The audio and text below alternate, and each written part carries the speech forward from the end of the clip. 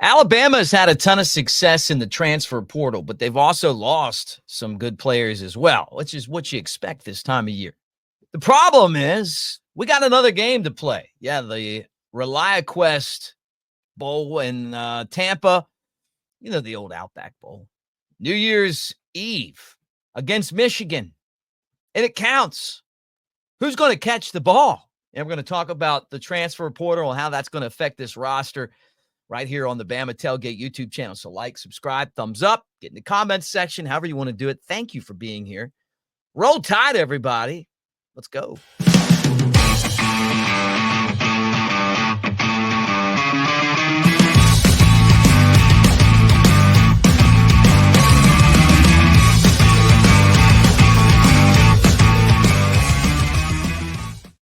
All right, what do you say? Thanks for being here today at Broadcaster Mick on the, what do they call that? On the social medias. Boom, there you go. Brought to you by newlifeart.com. 20% off when you use that promo code Bama Tailgate. So make sure you pimp out your man cave.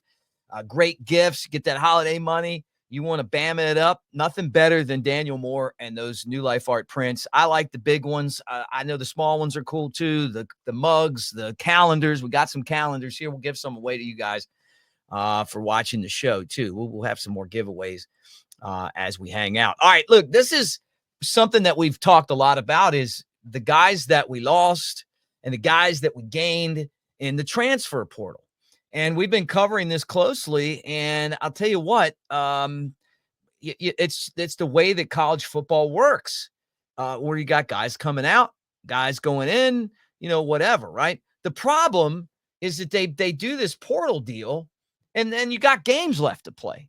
And I want to talk about one position group that has been devastated by the portal. I think next year it'll be a strength, but against this Michigan team, who's going to catch the ball for Alabama?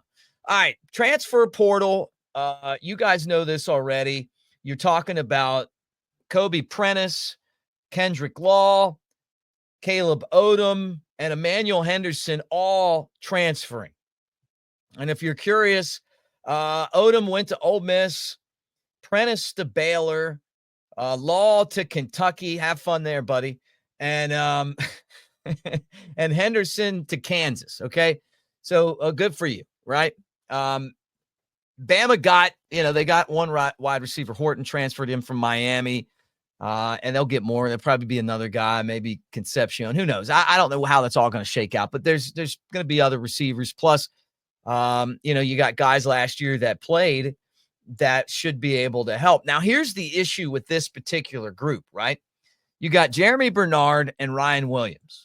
Okay. Then you got Jaron Hamilton and Rico Scott. And then I don't know who else. Maybe Jaylen Mbakwe. He's the guy that was the defensive back, played in high school, could really play any position, receiver, quarterback. He's a super athlete. He's been a defensive back for Bama, but maybe he's going to be the next Travis Hunter. And, we're going to see him do some different stuff. But maybe he plays wide receiver. I mean, if there was ever a time for it, it'd be right now. Because, think about it. You lose those four guys. You got Brooks, Meadows, and Horton that are coming in. They're not going to be available to you. But here's the rub. Cole Adams, Jalen Hale, Amari Jefferson, and Bubba Hamilton. Bubba Hampton. Those guys, I think it's only those four. They're not available. So you got four wide receivers. That's it. It's incredible. And I've talked about this. I think we're all kind of fed up with this system because it's such a bad system for the teams that got to go play games. I mean, Marshall had so many players transfer out and they lost their head coach that they dropped out of the bowl game. They paid not to play in their bowl game. I think they were supposed to play Army in a game, and they lost too many players to do it. So, kind of talking about the portal situation for Alabama, as of last check, Bama had 63 players available. They were missing just under 10 with injuries, somewhere around 10. I think it was like 9, maybe 8 with injuries. They lost 14 guys transferring out. And then they got, players that are coming in, but they're not going to be available for the bowl game. So the rest of the offense, I think, looks pretty good, right? You got Milroe, you got Simpson, you got Mack. Lonergan leaves. He wasn't going to play anyway, right? Running back, Jam Miller and Richard Young, but you still have Daniel Hill. You still have Kevin Riley. You don't have Justice Haynes. It's not going to matter at all anyway in that area. We talked about wide receiver. Danny Lewis, tight end, was a backup. He'll probably play a ton next year, but he left and came back. He was in the portal and took his name out. Probably a good move there, but CJ Dupree and Robbie Oots and Josh Cuevas, all those guys are going to be available. So you're in good shape at the tight end spot. Offensive line, you're fine there. It's not like you lost a bunch of guys. Now, on defense, I think I feel like you're in pretty good shape. I don't see that a position where you're going, man, we lost 4 guys in one spot. And all 4 of those wide receivers that transferred all played. They all had, they all were regular players, especially Law and Prentice, which was surprising. And, maybe they were upset at the lack of targets or whatever. I know Odom, definitely was, but, I feel like that Alabama's in good shape. Now, safety is another spot that you got to keep an eye on, and that's because you already knew that Keon Sabb was out with an injury for the season. Put Malachi Moore in that as well. He got surgery. He's not going to be available. You still got everyone's favorite Bray Hubbard, who kind of came on, and then Bam Bam Mincy's, there as well. You got those 2 guys probably as 1 and 2, but you still got Red Morgan, and you still got Kirkpatrick, the son of Drake Kirkpatrick. He'd be junior. You got Morgan. You got Max. So you got players there. Now, Devontae Smith did transfer out. I don't know how that's going to affect Alabama, because now you're missing Moore and you're missing Smith. So the safety spot could be an issue of concern for Alabama against this Michigan team. So that was kind of what I wanted to get into today, just to say, hey, keep an eye on this wide receiver thing. And people have asked me, should we expect Jaylen Mbakwe to play wide receiver? Well, if there was ever a time, now is that time. Now is the time to just, if I don't know how, quick or long or, what it takes to figure out how to play wide receiver for, an exceptional athlete like that.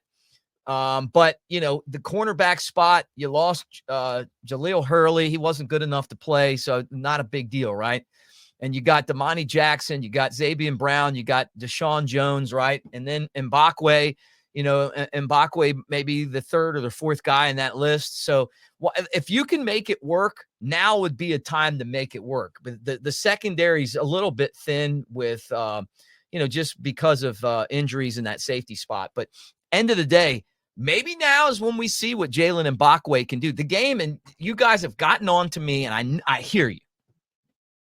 I've heard you. I've got your messages. Stop saying that it's a meaningless game. I won't say it loud. It's meaningless. I'm not saying that loud. I'm just whispering it because this is Alabama. Now, do you want to win? Yes. Do you want to beat Michigan? Yes. You put the uniform on, you want to go out there and play. But it's Alabama. We play for championships at Alabama, and we were robbed of that opportunity by a bad committee, and also ourselves too. We got ourselves to blame, but still. And now this is a depleted roster that you see when you're running out on the field against Michigan, but they're dealing with the same thing, man. I mean, this is just college football. So we got to expand the playoff and include all these teams. So all these players will at least play through the bowl games, maybe move the transfer portal back. But let's see Mbakwe. Let's put him out there. I mean, you got 4 guys at wide receiver. You know what? I mean, it's crazy. It's when somebody gets hurt, somebody gets tired.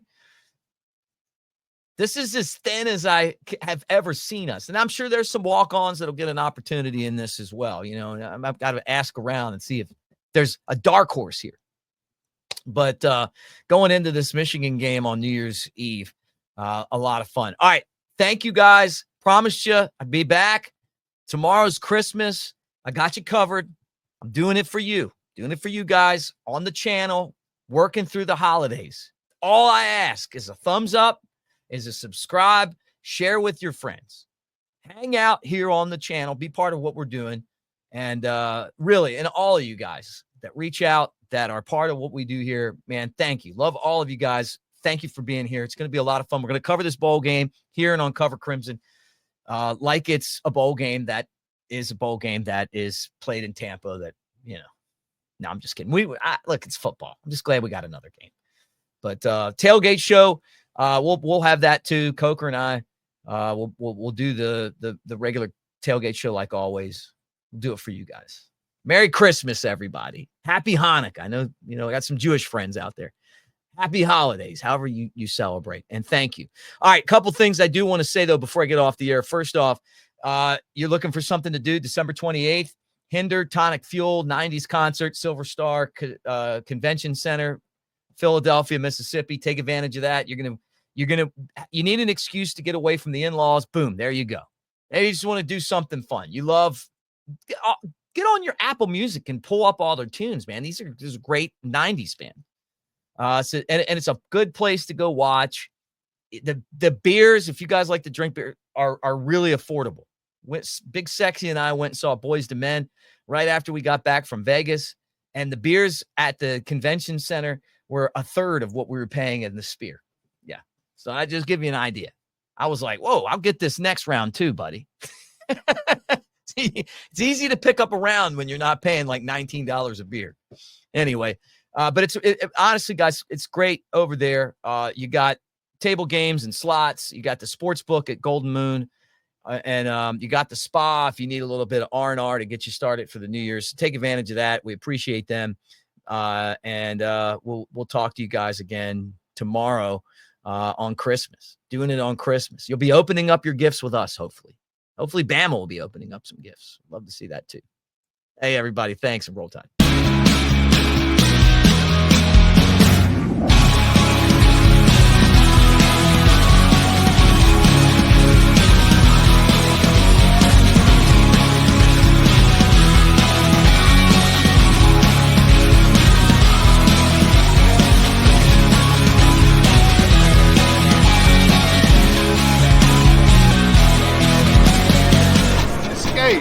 To Pearl River Resort.